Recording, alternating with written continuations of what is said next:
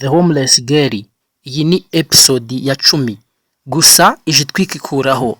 Reka tubanze twinjire mu mimerere ya Alice ndetse na Lewis. Ubu ngubu tuvugana nuko buri umwe akiri ku ruhande rwe n'undi ku ruhande rwe. Lewis akomeje gusuhererwa no kubura Alice, ariko filime yacije kurangira Alice ndetse na Lewis bahuriye mu muhanda. Gusa reka tubanze tugaruke ku buzima bw'imbere ho gatoya ya Lewis ndetse na Alice.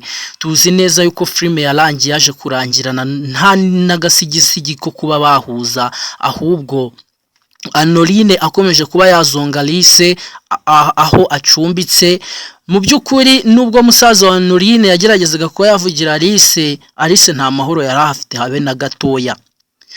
Kimwe nuko atigeze yagira iwabo wa Lewis igihe yakundwaga na Lewis, ariko mama we na mushiki we ntibamwumve, nguko na Anoline mushiki wa Lucky uko yamufataga. Mu by'ukuri rero ibibazo byakomeje kuba ingorabahizi kugeza ubwo Lewis agaruka kuba yareba hamwe Dani yamujyanye, yabonye Alice aryamye ndetse arashirwa ntiyamubona, asubira mu rugo.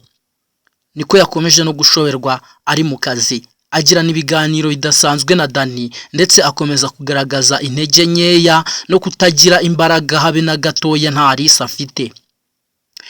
Saho gusa byagarukiye, nyamara muri ofisi agahinda kenshi n'akababaro biri ku mutima wa Lewis bigaragaza, ndetse n'amaganya bigaragaza ko umunsi yabonye Alice yagombaga kuba rwose abonye ikintu cy'ingenzi mu buzima bwe, kuko ubwe asa n'uwatakaje inyama imwe mu zigize ingingo ze. Nguko rero ari nako yaje kubadukana yombi, agerageza kuba yatemberera aho yabonye Alice ariko agacyura ubusa.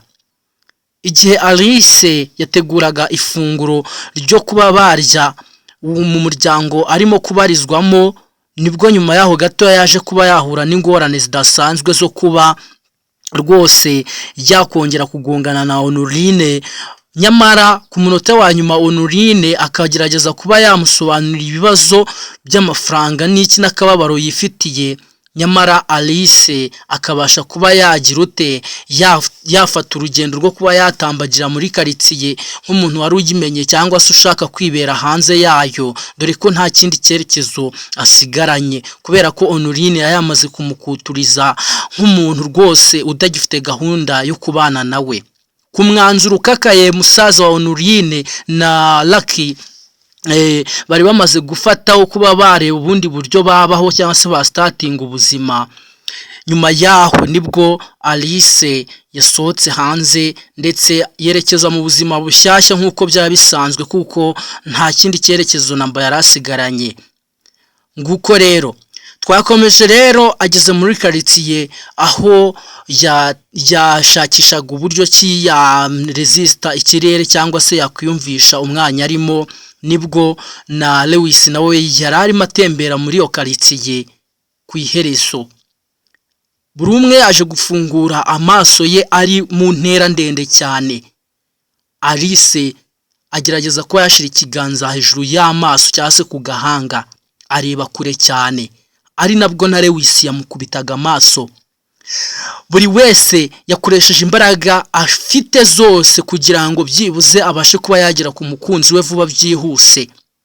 Igitangaje, umuvuduko wa Alice wari uteye ubwoba kuruta uko bitekereza nk'umuntu wumvaga ko yakomerekejwe n'urukundo na Lewis. Ibyo ntabwo yabashije kubyitaho, yahobeye Lewis amugwamo. Lewis aramuterura amushyira mu kirere. Reka dutegereze episode ikurikira.